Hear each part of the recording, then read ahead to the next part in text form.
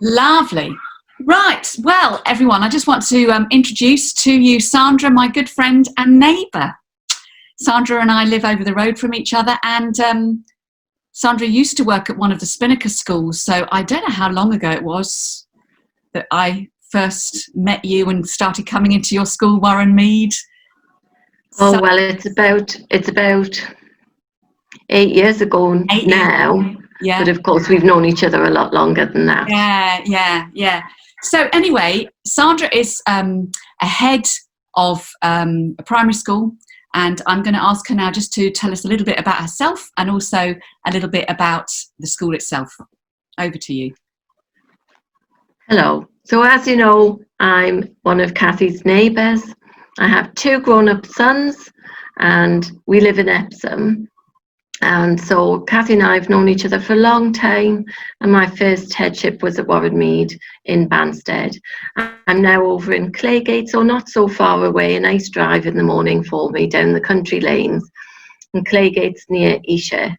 Obviously, I'm from Newcastle originally, but I've been living down here for quite some time. But it's a lovely primary school, very leafy area. We are blessed with a lovely forest school for our youngest children and a woodland learning zone for our older children. So we do benefit from a fantastic site. Yeah. And how long have you been head there, Sandra? So, well, it's just into the first term of my 3rd year. Okay. So you just about established yourself, and then this happened. So absolutely. What I've said to Sandra beforehand, I'm going to ask her about is throughout lockdown. So from March, I suppose we'll say, could you perhaps tell us what's been one of the hardest things about being a headmistress during this time? I think initially the hardest thing was that we didn't know what was happening. There were lots of rumours that we might lock down, would we lock down? And then all of a sudden we got the news at the same time as everybody else that the school was, and all schools were going to close down. And it was, how will that work? What will it look like? What will it feel like? How will it impact on our vulnerable families? How will it impact on our staff? Will our staff be there to work, etc.? Because of course we didn't lock down and close. The majority of children were at home, so we were providing an education from them. And so it was, how would we do that? What would that look like? But also, how would we provide an education for the children of our key worker families? So we still had quite a number of children. So we had those initial problems and lots of new guidelines coming through.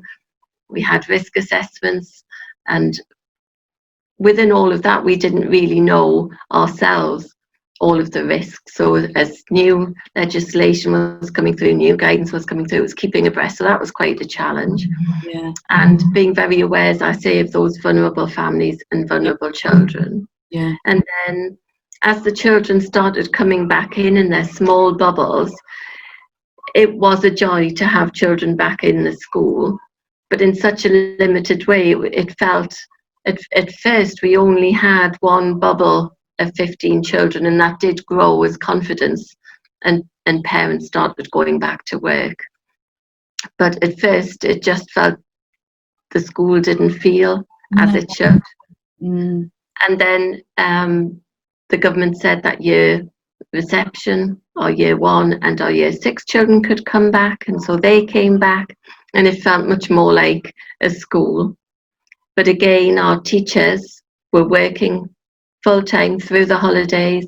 They were planning and sharing learning through Google Classroom, a virtual medium, as well as taking a bubble. So they were teaching full-time and leading a virtual classroom. So it was really busy for them, very tiring for them. So full on, wasn't it? So full on.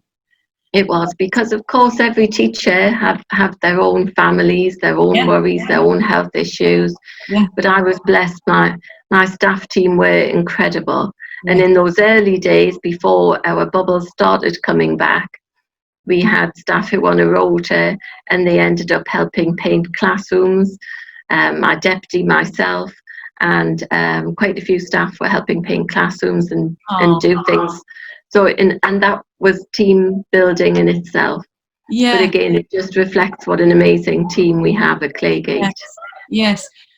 So, Sandra, have you got anything you could say to us if I was to ask you, have there been any blessings during lockdown?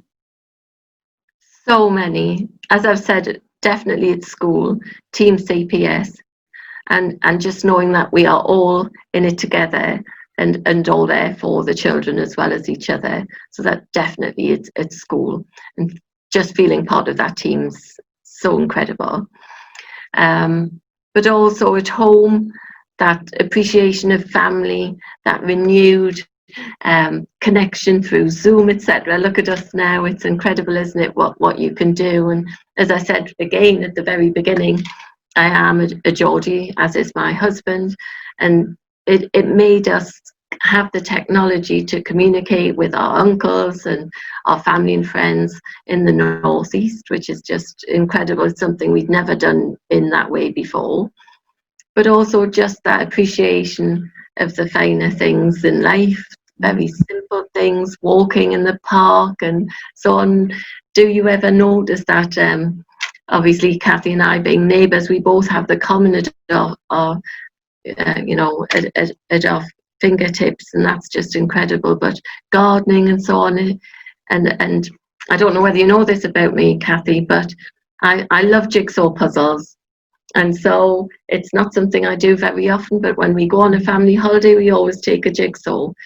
So now I'm probably onto my 20th jigsaw or something. Oh. At the moment, I'm doing a gold jigsaw where all of the pieces are gold. I think that one's a bit crazy. But, it's just having those little bits of quality time and slowing down the pace of life. I'm so busy with work. Yeah. It's actually to have a bit of calm time. So many blessings. It's wonderful. It's wonderful.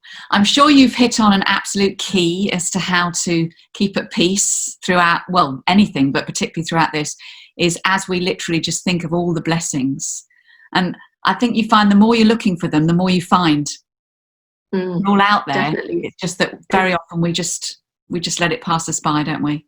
Yeah. I'm blessed to know an amazing coach, and one of the things that she recommends is to have those moments where you just are grateful. With a faith, grateful to God. But if even if you don't have a faith, to just have that time to pause and be grateful for, because it's so easy to focus on the negatives, isn't it? Yeah. Especially in such difficult times. Yeah. Really good, isn't it? Could I ask, have you got any teachers that had complicated home lives where going in was then putting people at risk? Because that was one of the things I remember thinking. It's all very well, but what about? So in fact, somebody that worked at Warren Mead said to me, our childcare for me and my wife is our parents. They're telling us we've got to go back into school, but we don't really want our parents having to look after our children that are potentially going to give them the virus. Did you have situations?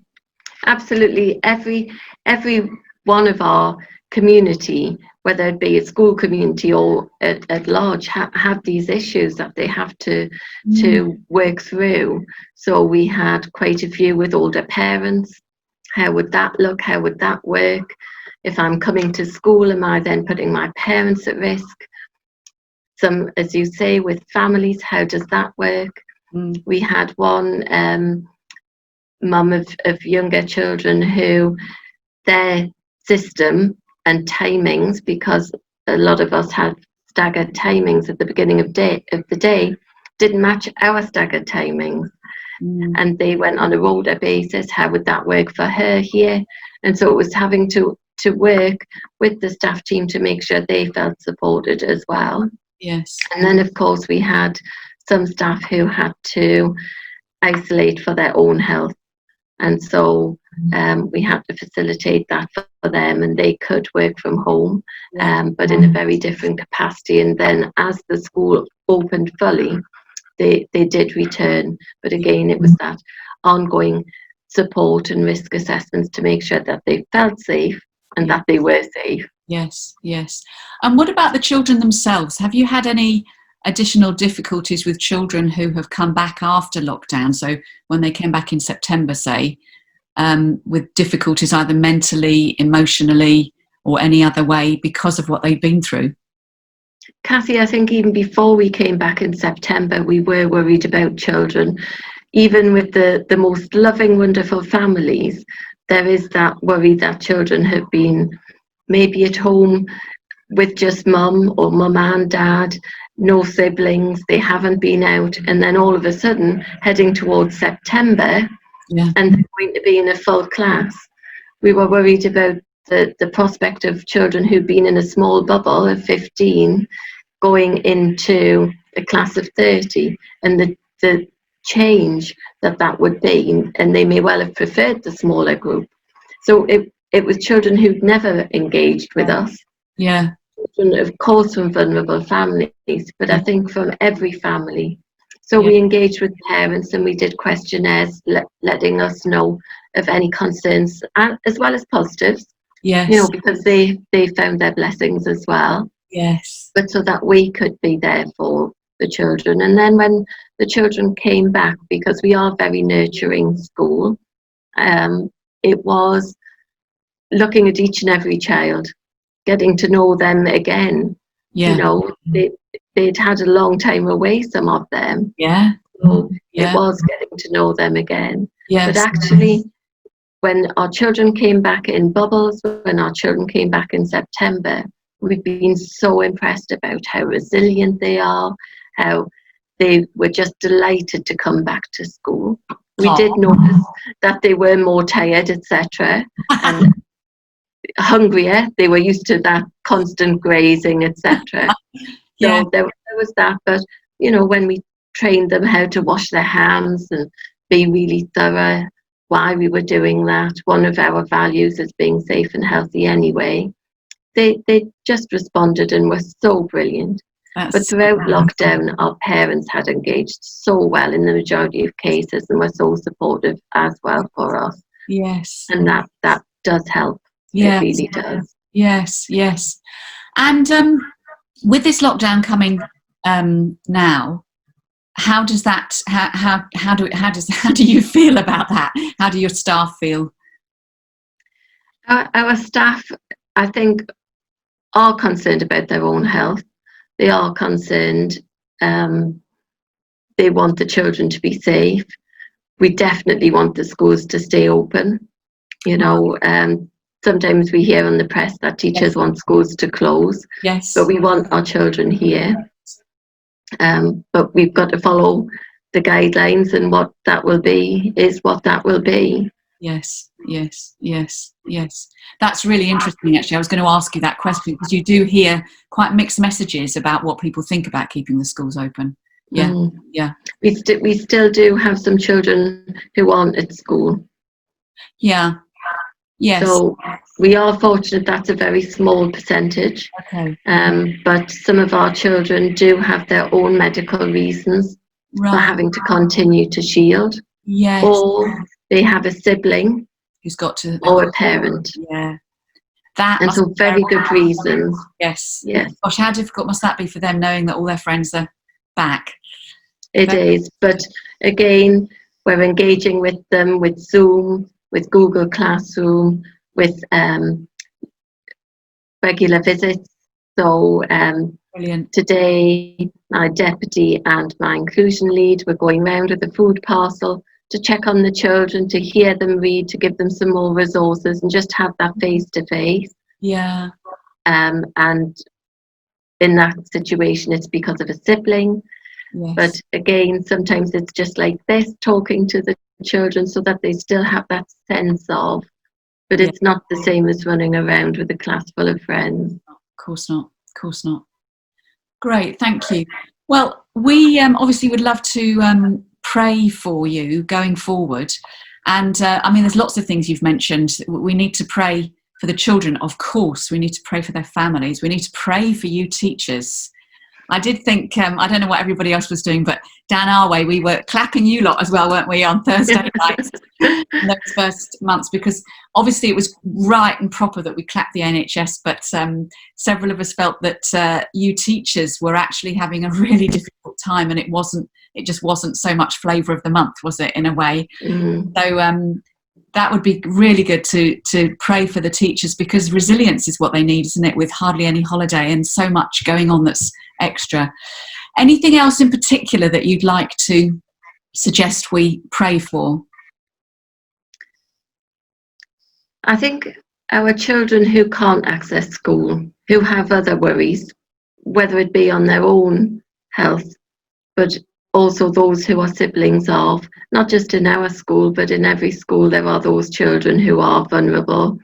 And so it must be so hard to have those health worries and difficulties without having to lose school as well. Yeah. You know? Yeah. It's so sad because, you know, we miss them. We miss them from our classes and our community as well. Yeah. Well, we certainly will do that. We'll obviously pray for your school, for Claygate Primary School and the team, but also for children in other schools as well. Thank you so much, Sandra. It's been wonderful. I think you're a superhero. Thank you for giving up your time as well to do this. And I'm sure many people will really appreciate finding out a little bit more. No problem at all. I'm brilliant. Well, thank you very, very much.